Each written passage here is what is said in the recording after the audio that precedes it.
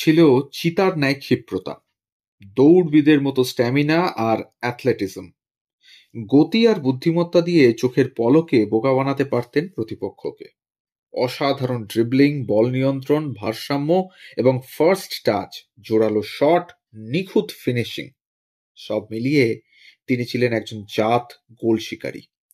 সর্বকালের সেরা ফুটবলারের ছোট্ট তালিকাতেও তার নামটা ওপরের দিকেই থাকবে। অদম্য মেধাবী এই পর্তুগিজ ফরোয়ার্ডকে সতীর্থরা ডাকতেন কি জানেন?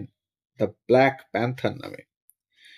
বলছিলাম গত শতাব্দীর অন্যতম সেরা ফুটবল প্রতিভা, পর্তুগিজ কিংবদন্তি ইউসেবিওর কথা।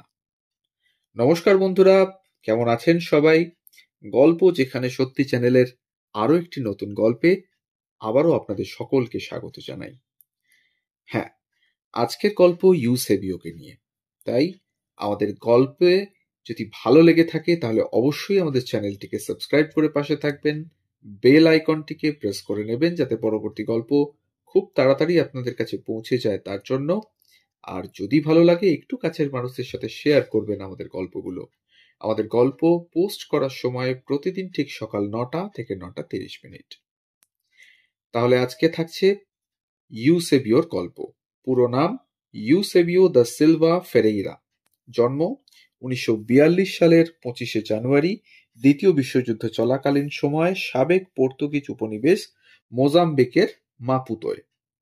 মাত্র 8 বছর বয়সে বাবাকে হারানো ইউসেবিওর ছেলেবেলা থেকেই ছিল ফুটবলের প্রতি প্রচন্ড নেশা। প্রায় স্কুল ফাঁকি দিয়ে বন্ধুদের সাথে মেতে উঠতেন ফুটবল আনন্দে। বুট তো দূরের কথা, বল পর্যন্ত ছিল না। খবরের কাগজ আর ছেঁড়া মোজা দিয়ে বল বানিয়ে ফুটবল খেলতেন। বন্ধু বান্ধবের সঙ্গে খেলতে খেলতেই তার প্রতিভার কথা চারিদিকে ছড়িয়ে পড়তে থাকে। মাত্র 16 বছর বয়সে ইউসেবিও সুযোগ পেয়ে যান মোজাম্বিকের স্থানীয় ক্লাব স্পোর্টিং দ্য লরেন্সো মার্কেজের যুব দলের হয়ে খেলার। সেখান থেকে প্রতিভার বিচ্ছুরণ ঘটিয়ে নজর কাটতেও খুব বেশি সময় নেননি। 2 মরশুম মিলিয়ে গোল করেন মোট 77টি, মাত্র 42 ম্যাচ খেলে।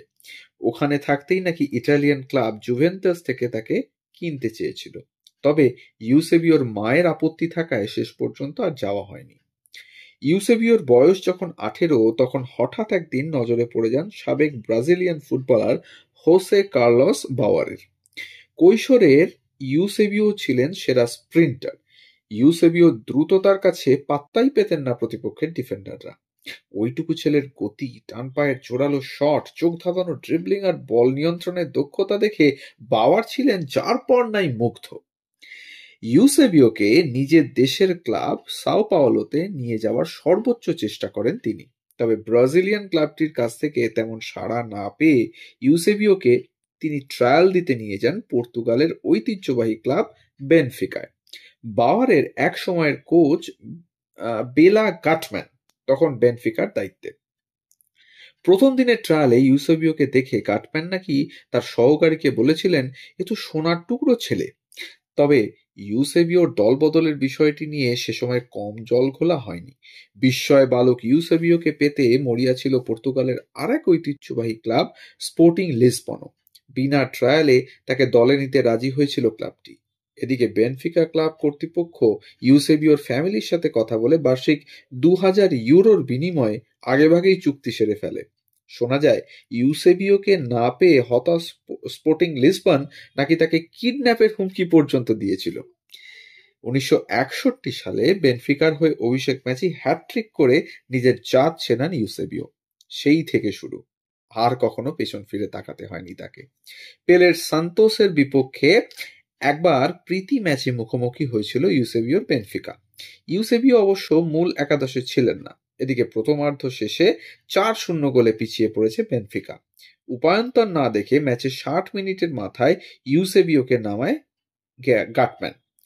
বদলি হিসেবে নেমে 63 থেকে 80 মিনিট, মাত্র 17 মিনিটের ব্যবধানে হ্যাটট্রিক করে দলকে ম্যাচে ফিরিয়ে আনেন তিনি।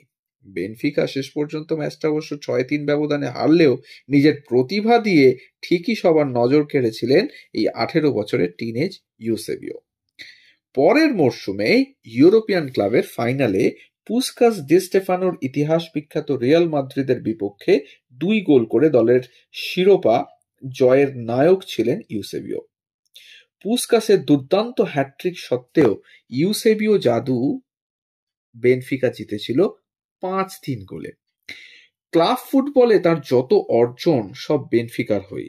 ফুটবল জীবনের 15টা বছর কাটিয়েছেন সেখানে। এই 15 বছরে তিনি বেনফিকার হয়ে জিতেছেন 11টি লিগ, 5টি পর্তুগিজ কাপ এবং 9টি লিসবন কাপের শিরোপা।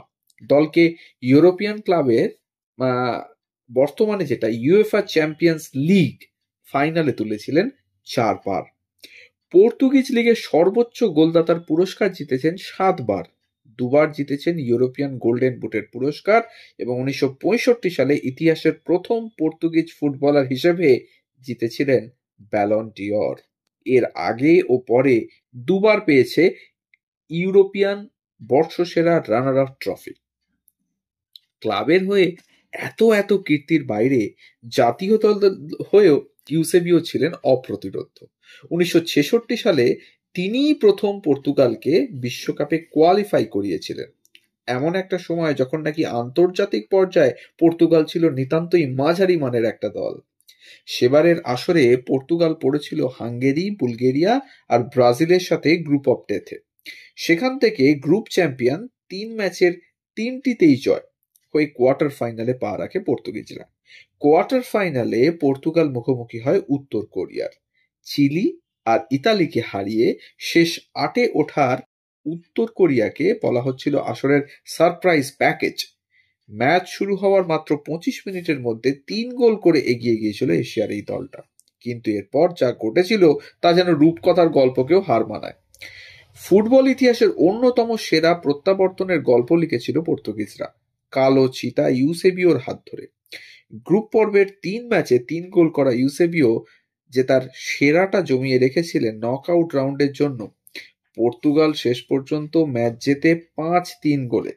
5টি গোলের মধ্যে প্রথম 4টি করেন ইউসেবিও মাত্র 32 মিনিটের ব্যবধানে। এমনকি উত্তর কোরিয়ার কফিনে শেষ পেরেক ঠুকে দেওয়া পঞ্চম গোলটিরও উৎস ছিলেন তিনি। সেমিফাইনালে পর্তুগাল মুখোমুখি হয় ইংল্যান্ডের। ববি চার্লটনের জোড়া গোলে ইংলিশরা জিতেছিল 2-1 গোলে। পর্তুগালের হয়ে সান্ত্বনাসূচক একমাত্র গোলটি করেছিলেন সেই ইউসেবিও। সেদিন ম্যাচ জুড়ে কড়া পাহারায় রাখা হয়েছিল ইউসেবিওকে। তবে ম্যাচের 82 মিনিটে সুযোগ বুঝে ঠিকই 1 গোল আদায় করে নিয়েছিল এই ইউসেবিও। উল্লেখ্য সেই গোলের আগে পর্যন্ত টানা 441 মিনিট ইংল্যান্ড কোনো গোল হজম করেনি। গোলের পর তাই ইংলিশ গোলরক্ষক গর্ডন ব্যাংকসকে মাঠেই শ্রদ্ধাসূচক স্যালুট ঠুকে দিয়েছিলেন ইউসেবিও। সেমিফাইনালে হেরে স্বপ্নভঙ্গের বেদনায় সেদিন কাঁদতে কাঁদতে মাঠ ছেড়েছিলেন ইউসেবিও। তবে কান্না ভেজা সেই বিশ্বকাপেও 9 গোল করে জিতে নিয়েছিলেন গোল্ডেন বুট। দেশ না পারলেও খেলোয়াড় ইউসেবিও তা পেরেছিলেন। শেষ পর্যন্ত সোভিয়েত ইউনিয়নকে 2-1 গোলে হারিয়ে তৃতীয় হয় পর্তুগাল, যা বিশ্বকাপে এখনো পর্যন্ত পর্তুগালের সেরা অর্জন। তৃতীয় স্থান নির্ধারণী ম্যাচ হলেও পর্তুগাল বনাম সোভিয়েত ইউনিয়নের খেলাটি ছিল আসরের অন্যতম আকর্ষণ। ইউসেবিও বনাম Lev Yasin, black panther versus black spider. ম্যাচের 12 মিনিটেই দারুণ লক্ষ্যভেদী এক শটে লেভ ইয়াসিনকে পরাস্ত করেন ইউসেবিও। গোলের পর ব্যাংকসের মতো ইয়াসিনকেও স্যালুট ঠুকেছিলেন তিনি। ফুটবল মাঠে স্পোর্টসম্যানশিপের এক অনন্য দৃষ্টান্ত হয়ে আছে ম্যাচটি। 66 বিশ্বকাপের পর ইউসেবিওকে দলে নেওয়ার জন্য রীতিমতো হুমড়ি খেয়ে পড়েছিল বিশ্বের নামি দামি সব ক্লাব, কিন্তু ইউসেবিও বেনফিকা ছাড়তে চাননি কিছুতেই। 1966 বিশ্বকাপের পর ইউসেবিওর পায়ের জাদু দেখে অনেক ফুটবল বোদ্ধা দাবি করে বসেছিলেন ব্রাজিলের পেলের চাইতে নাকি দক্ষ এবং চৌকস ফরোয়ার্ড ইউসেবিও। প্রাপ্তির খাতায় অনেক কিছুই আছে, কেবল বিশ্বকাপটাই যা নেই। কারো কারো মতে বিশ্বকাপ জিতলে হয়তো পেলে মারাডোনার জায়গায়ও থাকতে পারতেন ইউসেবিও। সাবেক রিয়াল মাদ্রিদ কিংবদন্তি আলফ্রেডো দি স্টেফানো তো বলেই দিয়েছেন ইউসেবিও যতটা বড় মাপের খেলোয়াড় মানুষ হিসেবে ছিলেন তার চেয়েতেই বড়। আমার কাছে তাই ইউসেবিওই সর্বকালের সেরা। তো এই ছিল আজকের গল্প, এক প্রথিতযশা ফুটবলারের গল্প, এক লড়াকু ফুটবলার, যার ফুটবল জাদুতে মুগ্ধ ছিল বিশ্ব এবং যিনি পেলে এবং মারাডোনা থেকে কোনো অংশে কম ছিলেন না, সেই ইউসেবিওর গল্প রইল আপনাদের জন্য। আবারও মনে করিয়ে দিই, আমাদের চ্যানেল নতুন হলে অবশ্যই চ্যানেলটিকে সাবস্ক্রাইব করে একটু পাশে থাকবেন। ইতিমধ্যেই বহু মানুষ আমাদের এই চ্যানেলটিকে সাবস্ক্রাইব করে পাশে থেকেছেন, তাদেরকে ধন্যবাদ জানাই চ্যানেলের তরফ থেকে। সবাই শুনতে থাকুন গল্প, যেখানে সত্যি প্রতিদিন নিত্য নতুন বা পুরানো বিভিন্ন ধরনের গল্প নিয়ে আমরা হাজির হচ্ছি সকাল 9টা থেকে 9:30 মধ্যে। সবাই ভালো থাকুন, সুস্থ থাকুন। ধন্যবাদ।